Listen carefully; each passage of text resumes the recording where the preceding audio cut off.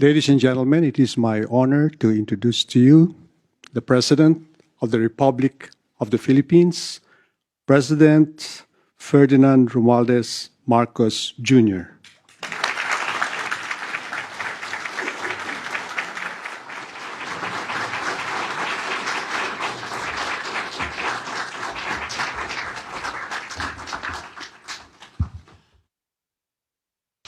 Please be seated. Thank you, Secretary Ben Jokno, all the members of the Cabinet of the Philippines, Mr. John Tuttle, the Vice Chairman of the New York Stock Exchange, and for those kind words from Mr. Sabin Aboitis, the convener of the Private Sector Advisory Council. We have also with us the Speaker of the House, House Speaker Ferdinand Martin Romualdez, and our ambassador to the United States, Ambassador Jose Manuel Romualdez. Also with us is our permanent ambassador to the UN, Ambassador Antonio Lagdameo Sr. And I would be remiss if I did not, of course, include in my greetings the First Lady, Lisa Araneta Marcos. Distinguished guests here today, ladies and gentlemen, good afternoon. On behalf of the Philippine delegation, I wish to express our gratitude to the New York Stock Exchange for inviting us here today.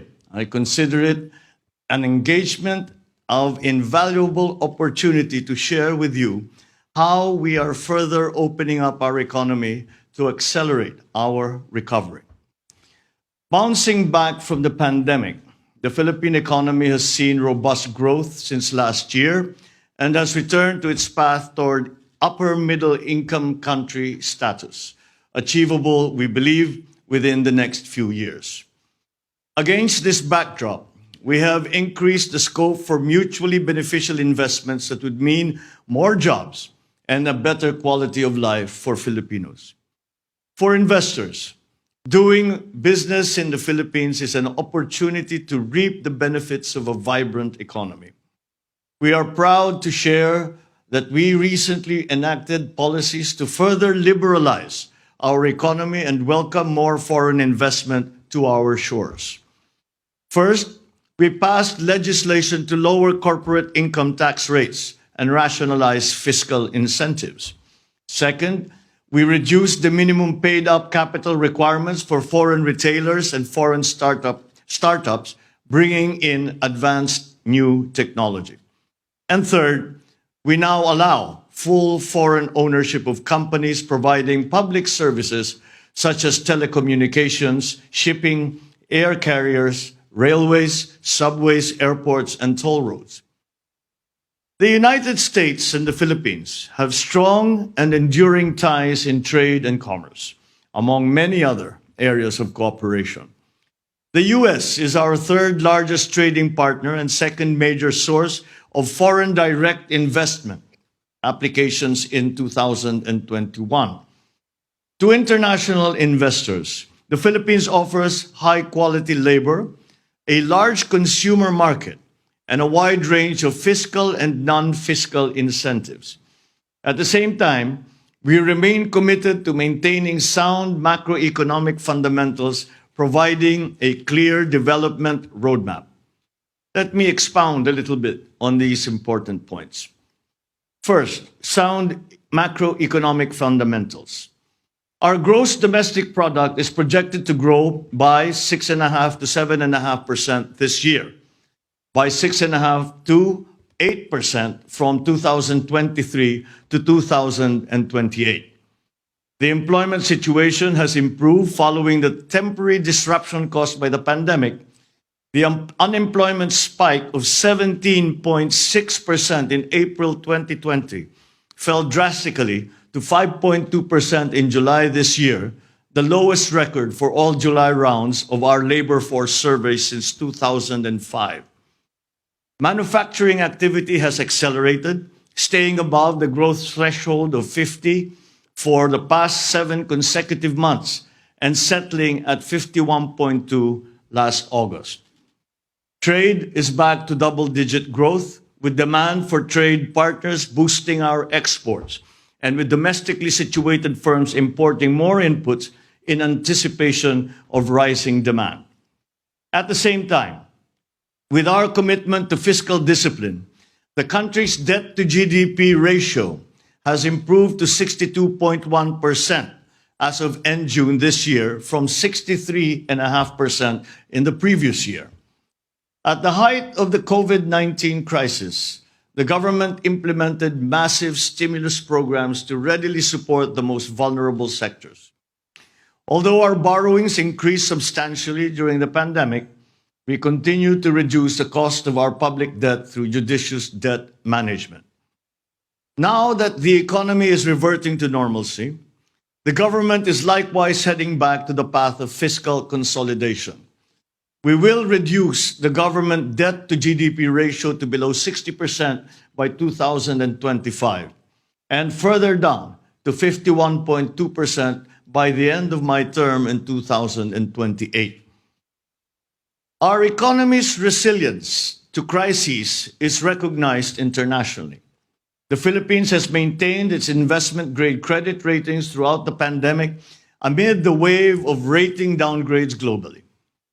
As we look forward to achieving upper middle income status, we are also gearing up for A territory credit ratings in the medium term. On the external front, we have sufficient buffers against external shocks, supported by steady inflows of overseas Filipino remittances, receipts from business processing, outsourcing, and foreign direct investment. Our gross international reserves stood at $99 billion as of end August, equivalent to 8.3 months of import cover. This remains more than sufficient to cover the economy's foreign exchange needs. Moving on to my second point, our economic development roadmap. In the near term, our top priorities are protecting the purchasing power of families by managing inflation, reducing the scarring effects of the pandemic, and ensuring sound macroeconomic fundamentals. Thus, we are implementing policies that enhance food security, transport, reduce energy costs and logistical costs, strengthen social protection, and enhance the quality of education and skills training of our workers. As we pursue our short-term agenda, we build the foundations for a stronger, more inclusive future.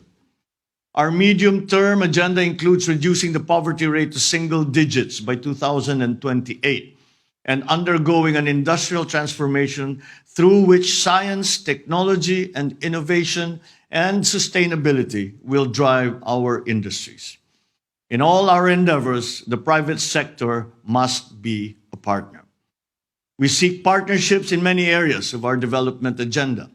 In public infrastructure, such as mass transit systems, airports, toll roads, in public services, in digitalization initiatives, in the energy development agenda, in efforts to modernize agriculture, and in programs aimed at strengthening our industries, to just name a few. For American businesses, we offer investment opportunities in areas such as information technology and business process management, or IT BPM, medical products and devices, electric vehicles and batteries, agribusiness and telecommunications infrastructure and services. Despite external headwinds, the Philippines' economy's resilience, reinforced by sound policies and decisive leadership, makes us confident about our future. Over the past few decades, as the Philippines transformed into one of the most promising emerging markets, the United States has been among our steady partners. For that, we are truly grateful. At the same time, American companies doing business in the Philippines have benefited significantly from our economic successes. I wish to emphasize that the Philippines is keen to continue nurturing the ties that help produce mutual benefits for both our economies, our organizations, and our peoples. Let us achieve many more milestones together. Thank you very much for this opportunity and good afternoon to you all.